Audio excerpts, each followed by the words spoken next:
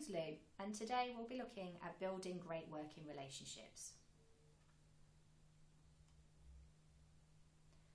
Now, when you start a new role or you join a new company, you're going to meet loads and loads of new people. And why are those working relationships important? Well, good working relationships make your job much more enjoyable. And what's more, close-knit teams are more productive, which frees up time to innovate and focus on your personal development. The professional connections you make can also help you to further your career. So it's really important that you start off on the right foot and you build some strong relationships with the team around you and also with people wider in the organisation. So what are the three main working relationships that you should probably try and focus on first? Well, you should build good relationships with all your co-workers, but first of all, focus on your manager. Your manager is that person who will be helping you to set your objectives.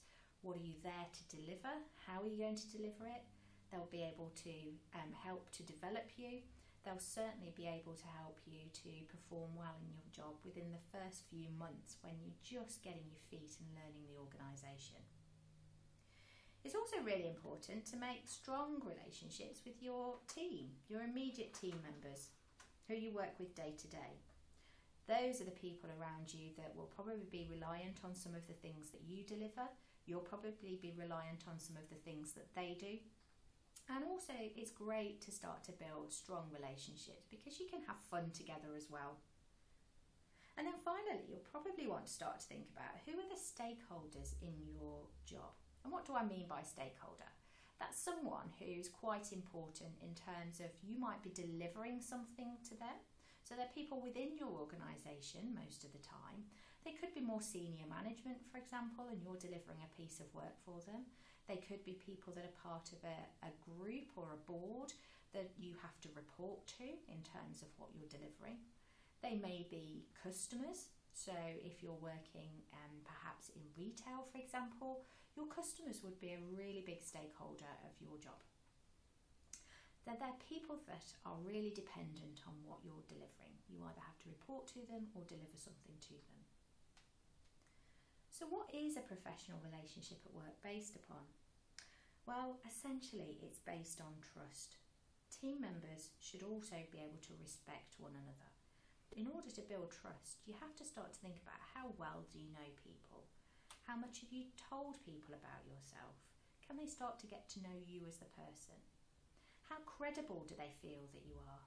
So it's really important that you demonstrate what you're capable of delivering and that you keep to your promises. It's also really important that you're not too self-oriented. What do I mean by that? Well, that's about making sure that you do things for others as well as asking for things from them. Self-awareness and open communication are also really important to building great working relationships. But let's have a look at that in a little bit more detail now. How can we build those great relationships? So here's a number of different suggestions on the screen, and I'm just going to pick out a few now that are really important. So the first one that we've talked about already a little bit is identify who you need to build relationships with. You won't have time to build relationships with everyone and deliver what you need within your role. So it's important to identify who to get to know first and focus on them and build that great relationship with them first. Identify your relationship needs. So you might find that you need a friend at work, someone who you can bounce ideas off, who you can safely ask the silly questions. So when you first join a new organisation or you move into a new role, everything's new.